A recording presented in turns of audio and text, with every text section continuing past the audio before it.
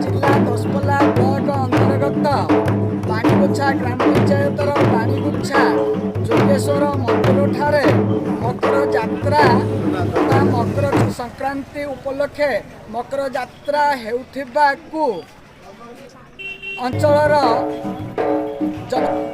मकर यात्रार जनसाधारण माने उपभोग करने तो से संपर्क में आम सातपल्ली कमिटी को पचारि बुझा से मकर यात्रा संपर्क में कौन कहते नहीं आम मानकर जो मकर यात्रार उपभोग करने संपर्क में पचारि बुझा।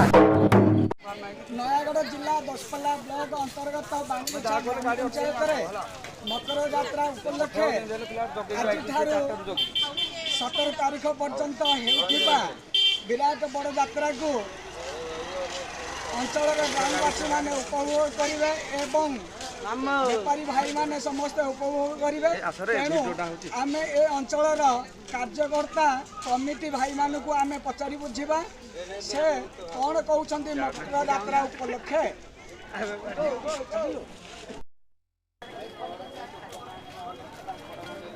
आपणकर परिचय? मो जुगल किशोर मुदुली, संपादक श्री जोगेश्वर मंदिर परिचालना परिषद सातपल्ली बाणीगुच्छा।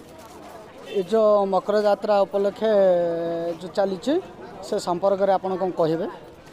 तो प्रति वर्ष यात्रा हुए जनवरी 14, 15, 16, 17 कोरोना 2 वर्ष बंद थी। वर्ष पुणी धूमधाम यात्रा हो विशेषकर आमर ये 7 खंड गाँ अच्छी बाणीगुच्छा, फुलुरकुंपा, टाकुड़ा, वर्षा, फालपाजु, रागुड़, कामटीबंद ये 7 खंड गाँव लोक मान चांदा भेदार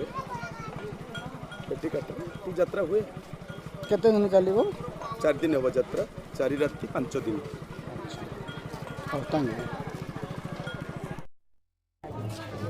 आपनर परिचय? मो ना जितू करण, बाणीगुच्छा ग्राम पंचायत बाणीगुच्छा ग्राम बाणीगुच्छा बासिंदा। ये जो वर्तमान जो मकर यात्रा चली केते दिन चलो कौन कौन आपण मैंने प्रस्तुति करछंती सरपंच भाव पंचायत स्तर से संपर्क में किसी उपस्थापन? आमर तो यात्रा प्राय 4 दिन धरी चलुचे। यहाँ मकर यात्रा मकर मेला अंचल एक गणपर्व कहले अत्युक्ति हम ना।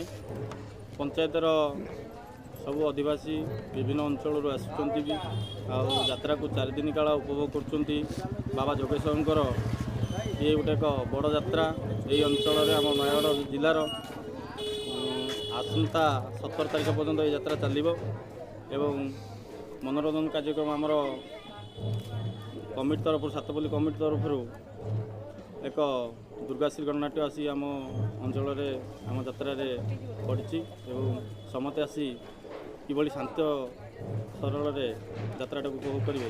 तेणुक मो पंचायत तरफ एवं सातपल्ली कमिटी तरफ बाणीगुच्छा ग्राम तरफ समस्त को मकर यात्रा अभिनंदन सहित श्रृंखलार सहित यात्रा को समापन करने को मु अनुरोध कर।